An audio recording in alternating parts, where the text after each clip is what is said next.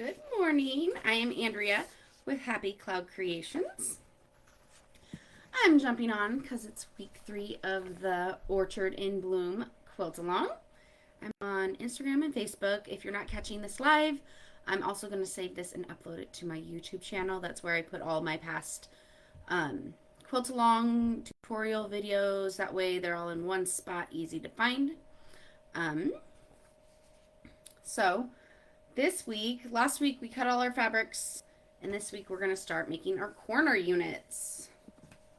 So if you have the pattern, this is the block. The corner units are basically the blocks that are in the corners. It's a fairly easy block to make.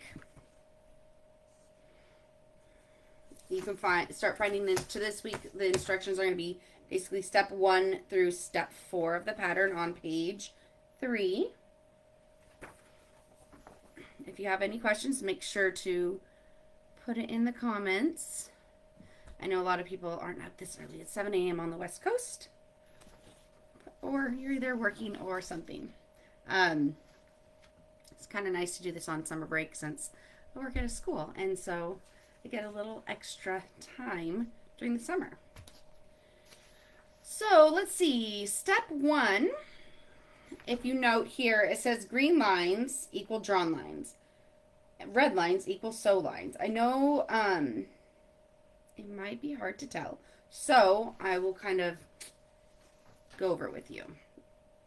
Let's see, where's my example blocks? Oh, they're over here. Okay, so first you're going to start out with squares on the ends of both your long rectangle and your short rectangle.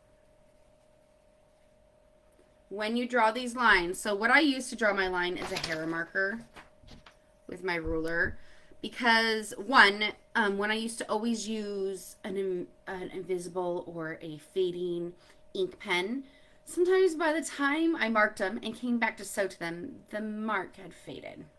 And I'd have to redo it, or I'd have to iron them so the mark would reappear.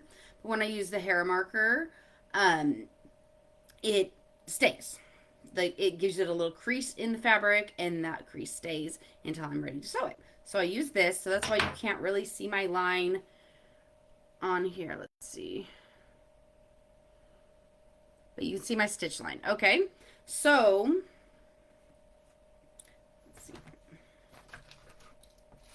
should have grabbed a piece of paper. So when I'm making my drawn line, this is my drawn line, right? You're gonna want to stitch on the edge, this side of the edge, because this is what you're gonna be cutting off, right? So if you stitch on this side of the drawn line up here, because you know you're gonna want to fold this down, right? This is not going to meet the corner. You want it to be on the drawn line or a little smidge to the part that you're going to be cutting off, right? And then when I go to press that, I meet all 3 corners up and I press it down. That way, if it doesn't quite reach this backing fabric, you can leave that backing fabric in there and just cut out this center fabric. That way that backing fabric can be a guide when you're adding it to other blocks. Or it kind of just helps it reach that corner. You know where it's supposed to reach. It won't reach too far. You won't press it out too far if you meet those all together and then press, if that makes sense. And then once I do that, once I press them, oh, also, I should note this. Make sure to take note of which direction that line needs to be. If you notice, the long one and the short one are different directions. That way they'll be the correct way when you go to put the block together. You can't just willy-nilly do whichever way you want. The small one is going to go this way, and then the large one is going to go the opposite way. Okay? So, does anyone have questions about that? It's fairly simple stitch and flip technique that a lot of blocks will use. And then now I have my 3 layers. They're all lining up. You can't see the blue on the back. So I go, I just flip this top layer up and I eyeball a 1/4 of an inch seam that I cut away from it. Now this is ready to be sewn to my blocks, right? Okay, next step. So we got those done. Next step 2, you're basically sewing 2 squares together. I like to pin mine all ahead of time. Here's a stack of the rest of mine. I just put 2 little pins in them. You're going to be pinning a background fabric to your main fabric. So grab all those little 2.5 by 2.5 inch squares. Pin all those main fabrics to a little backing fabric square. Go through, sew them all. I like to chain stitch them together. That way they go together way quicker. Just one after another, not stopping in between to cut, you know. So get those all done. So once those are done, and your little, this one's done. Oh, actually, I'm going to do the pink. We have this done. We have this done.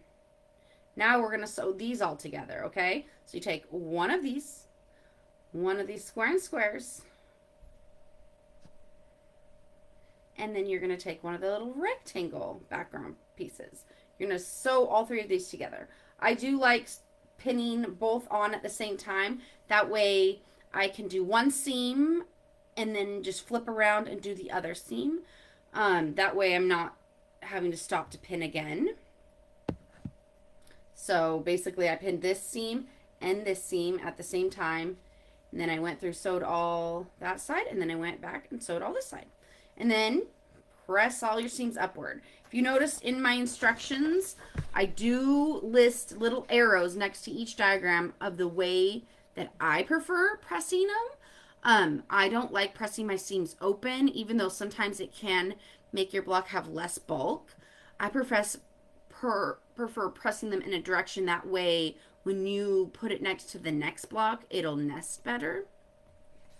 So that's what I do. Press these all upward. Now this one's ready to add our next piece. So basically pin these in place, sew them together. The finished block's actually over on my ironing board, but then you'll have your finished block. I feel like this one goes together pretty quickly. That's why I figured let's do all the corner blocks today or this week. And then once you have the units to the block all done, I feel like the block goes together really quickly because we just have the corner units. Next week we're going to have the diamond in rectangle unit, and then the center block is just a square. So what I did when I was organizing all these fabrics together, I went and I put all the fabrics together that were the same size. So these are all my center 4.5 by 4.5 inch squares. I put them all together, and then I also have next week's all cut and put together. That way next week I can just grab these, grab a bunch of squares, start marking the diagonal lines. I'll mark a bunch of diagonal lines, and then I'll pin them in place. I like doing a whole bunch of sewing at once, whole bunch of pinning at once, then a whole bunch of sewing at once. I feel like a quilt goes together way quicker that way than if you're just doing one block at a time. I know some people prefer doing one block at a time, especially if you're going super duper scrappy. But the nice thing about this is you can just go, okay, I'm going super duper scrappy. I know I'm going to have a consistent background fabric, but these are going to be all different. You could just go, okay, make all of these units, make all of these units, right? And then start piecing those together. Say, I like this square with this one. I like this one with this one. And then once these are done and your diamond and square units are done, do all those. Then you can start going, okay, I want these diamond and square units to go with these. And then you also find out your center square, if that makes sense. It kind of is like organize as you go instead of like organizing all your blocks in the beginning. If you're doing super duper scrappy, you could just wait until you're all done sewing the units and then decide, okay, I think these colors go really good together, and then sew those blocks together. That's really it for this week. I hope you're enjoying making this quilt pattern. I'm excited to get a little lap size quilt. The first one I made was a baby size. And so I kind of like the lap size. It's nice for when you're sitting at your computer desk or something. It's a 12 block, so that's nice. The pattern will be 10% off through the end of the quilt along, so it's not too late to join in. We're just starting sewing, so you can do this. If you ever have any questions, email me at happycloudcreations@gmail.com, or you could private message me, DM me on my Happy Cloud Creation profiles. If you try contact me on my private profiles, it goes to like a spam folder, so I won't see those. So I hope you guys have a wonderful day and have lots of sewing ahead of you. It's nice and gloomy here in Washington, which is a nice break from that heat wave. So I'm hoping it stays a little chilly today and I can get this sewing done. So I will talk to you guys later. Have a great day.